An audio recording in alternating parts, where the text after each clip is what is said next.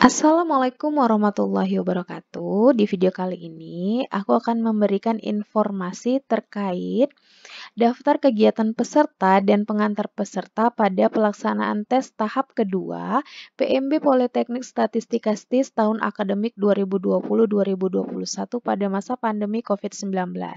Nah, teman-teman, pertanggal 7 kemarin, yaitu tepatnya 7 Agustus 2020, pihak panitia telah memposting sebuah postingan berupa hal-hal yang harus teman-teman persiapkan sebelum dan ketika teman-teman melaksanakan seleksi untuk tahap kedua, yaitu tepatnya seleksi tes matematika.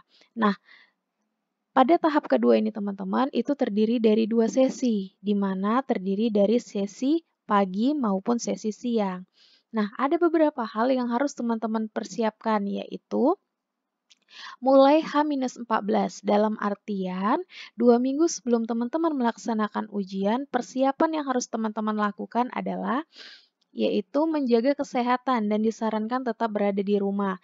Jika harus keluar rumah, gunakan masker, jaga jarak, hindari kerumunan, hindari berada di ruangan tertutup tanpa ventilasi, serta menjaga protokol kesehatan COVID-19 lainnya. Nah, ini harus teman-teman laksanakan untuk peserta dan pengantar peserta ketika melaksanakan seleksi kompetensi untuk tahap kedua. Untuk yang kedua, poin B.1, di mana baik sesi pagi maupun sesi siang, adapun sebelum ujian pada hari tes, ada beberapa ketentuan yang harus teman-teman laksanakan. Untuk yang pertama, sarapan atau makan siang di tempat tinggal masing-masing. Dalam artian, kalian harus makan sebelum berangkat tes itu harus di rumah, tidak di warung makan ataupun di tempat makan lainnya. Untuk yang kedua, teman-teman harus menyiapkan peralatan tes wajib dalam artian dari poin 1 sampai 9 ini harus teman-teman sediakan. Yang pertama yaitu KTP-UM. KTP-UM silahkan nanti teman-teman cetak. Itu ada di pemberitahuan atau pengumuman lampiran tahap ke-1. Silahkan teman-teman cek di bagian pengumuman terbaru di portal spmb.stis.ac.id. Untuk yang kedua, kartu identitas peserta. Pastikan berfoto jelas tampak wajah dan masih berlaku atau paling lama 1 tahun setelah masa berlaku berakhir.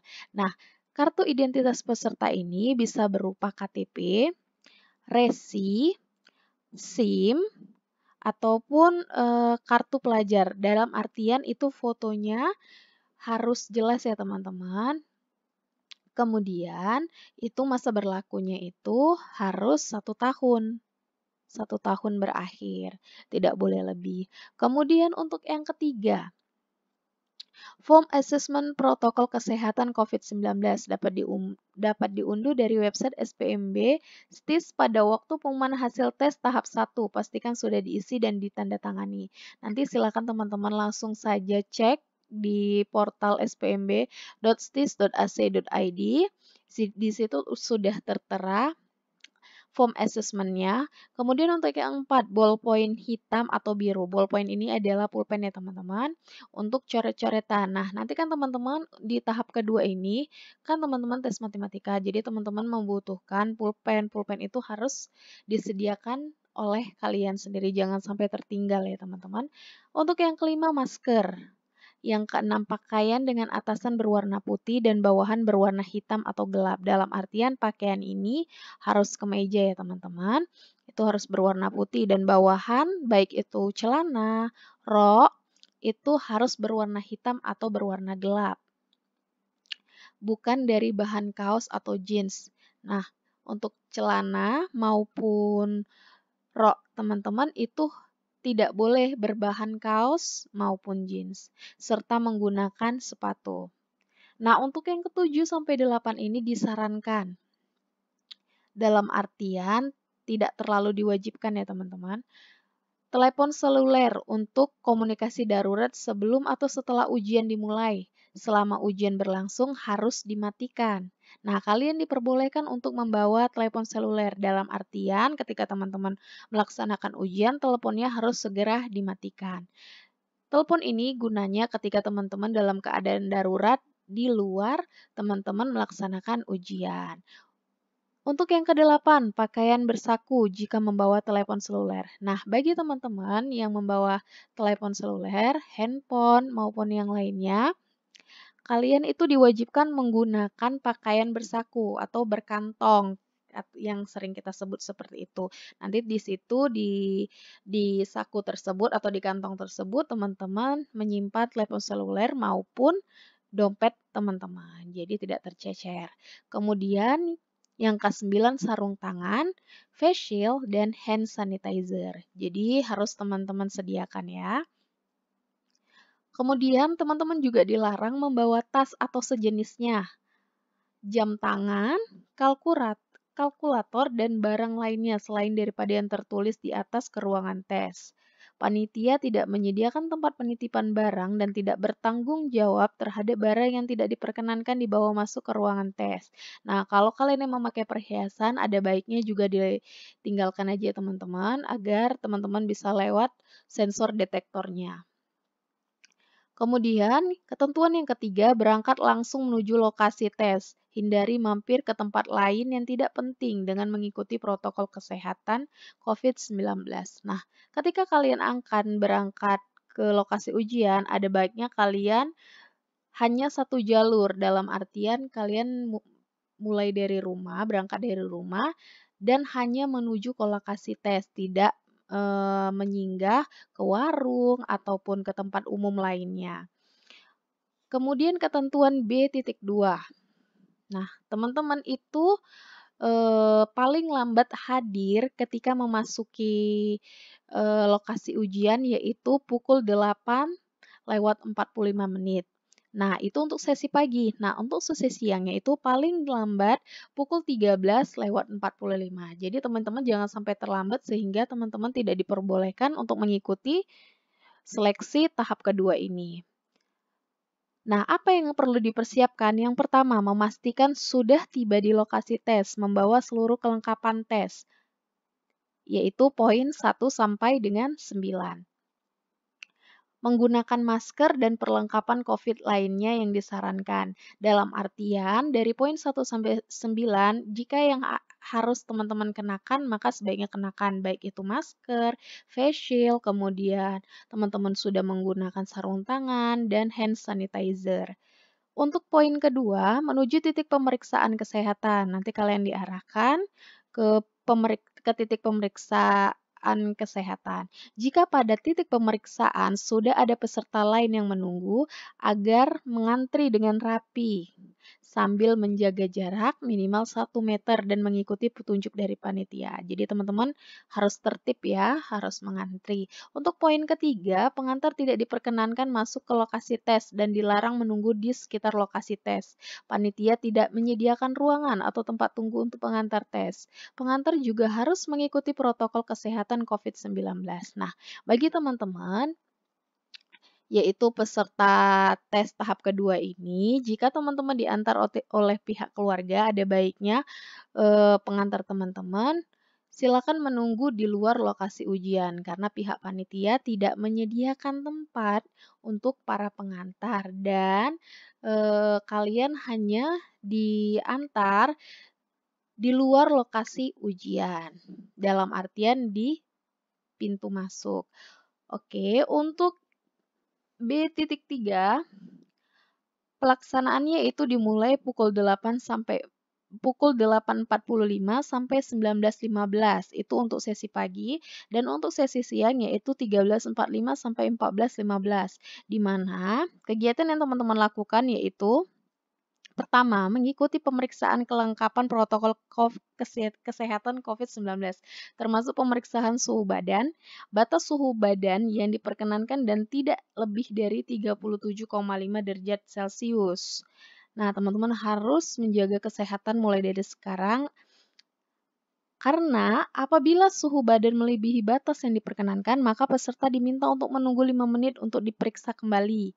Jika telah diperiksa 2 kali namun tetap melebihi batas yang diperkenankan, maka peserta harus mengikuti petunjuk dari petugas kesehatan dari panitia tes untuk mengikuti tes. Nah, mungkin teman-teman ada yang bertanya jika suhunya itu ternyata lebih dari 37,5 derajat Celcius, apakah berhak mengikuti tes? Ya, ada baiknya teman-teman kalian berhak mengikuti tes. Kemudian, kalian juga mengikuti petunjuk dari panitia seleksi. Untuk yang kedua, mengikuti pemeriksaan kelengkapan KTP-UM, kartu identitas peserta, dan form assessment. Apabila ada yang tidak lengkap, maka peserta tidak diperkenankan mengikuti tes. Nah, jadi beberapa poin di atas itu silakan teman-teman lengkapi dan silakan teman-teman rapikan dalam satu pemberkasan. Atau bisa teman-teman masukkan ke dalam plastik HPS agar tidak tercecer ya teman-teman. Dan sebelum berangkat, jadi teman-teman cek kembali apakah beberapa persyaratan itu sudah lengkap.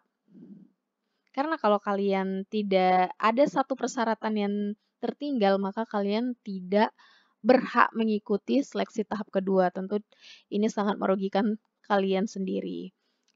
Untuk yang ketiga, menuju ke ruang tes dengan mengikuti petunjuk dari panitia. Nah, setelah kalian melakukan registrasi, kalian mengikuti petunjuk pihak panitia. Kemudian yang keempat, duduk di tempat duduk yang disediakan mengikuti petunjuk dari panitia. Kelima, meletakkan KTP-UM, kartu identitas, form assessment, dan ballpoint di atas meja. Mematikan atau menonaktifkan dan memasukkan telepon seluler jika membawa ke dalam saku masing-masing. Nah, nanti ketika teman-teman sampai di tempat duduk yang telah disediakan oleh pihak panitia, maka kalian langsung meletakkan KTP-UM, kartu identitas, dan form assessment, juga ballpoint di atas meja.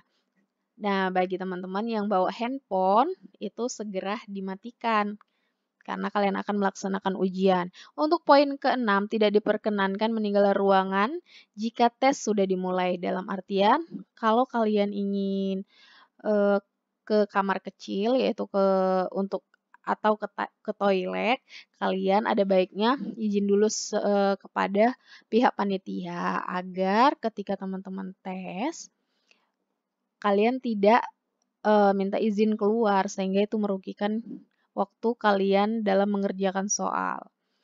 Oke, untuk poin C.1 yaitu saat teman-teman melaksanakan ujian itu dimulai pukul 9.15 sampai 9.30 untuk sesi pagi. Nah, untuk sesi siang 14.15 sampai 14.30. Gimana? Kegiatannya yang pertama itu teman-teman, mulai saat ini peserta tidak diperkenankan meninggalkan ruangan. Nah, ketika ujian dimulai, kalian tidak boleh meninggalkan ruangan. Kedua, berbicara dengan peserta lainnya. Jadi kalian harus menghindari berkomunikasi dengan teman kalian yang berada di ruangan tersebut. Kemudian yang ketiga, meminjam atau meminjamkan alat tulis kepada teman-temannya. Jadi teman-teman harus melengkapi ya alat tulis ini tentu penting. Dan yang terakhir, membuka masker kecuali pada waktu pemeriksaan identitas. Untuk poin kedua, mendengarkan pengarahan dari panitia. Kalian harus cermat mengikuti arahan dari panitia agar kalian tidak merasa dirugikan. Untuk yang ketiga, panitia melakukan pemeriksaan identitas, mengumpulkan form assessment. Sebagai pengganti daftar hadir peserta, peserta akan diminta untuk membuka masker untuk menunjukkan wajahnya. Jadi nanti wajah kalian diperiksa dan dilihat kartu identitas kalian. Setelah selesai pemeriksaan, agar segera menggunakan maskernya kembali. Jadi ketika teman-teman semua peserta di ruangan tersebut diperiksa oleh pihak panitia, kalian nanti akan mengenakan masker kembali. Untuk yang keempat, mengerjakan tes latihan. Untuk C.2, untuk sesi pagi itu dimulai pada jam 9.30 sampai jam 11.00. Untuk sesi siang, pukul 14.30 sampai dengan 16.00. Nah, inilah saat dimulai tes. Yang kedua, waktu tes itu adalah sebanyak 90 menit dihitung sejak peserta membuka soal. Batas waktu selesai setiap peserta bisa berbeda-beda, baik itu menit maupun detiknya. Untuk yang ketiga, tidak diperkenankan bertanya berkaitan dengan materi soal maupun jawaban. Oke, untuk poin C.3, setelah pukul 11.00, yaitu setelah ujian diakhiri untuk sesi pagi, dan untuk sesi siang yaitu pukul 16.00, kegiatan peserta itu mengakhiri semua kegiatan ujian. Batas waktu selesai tiap peserta bisa berbeda-beda, baik itu berupa menitnya maupun detiknya. Kedua, tetap duduk di tempatnya masing-masing sampai dipersilakan keluar ruangan. Ketiga, panitia mengumpulkan seluruh lembar coretan. Peserta dilarang membawa pulang lembar coretan. Nah, jadi kertas oret-oret kalian atau kertas sile-sile kalian tinggalkan di ruang ujian. Tidak diperkenankan kalian membawa pulang. Untuk yang keempat, keluar ruang tes dengan tetap mengikuti protokol kesehatan. Jadi kalian jangan langsung keluar gitu serobutan, enggak. Kalian harus menjaga jarak seperti waktu teman-teman melaksanakan SKD sebelumnya. Oke, untuk poin D.1, setelah keluar ruangan,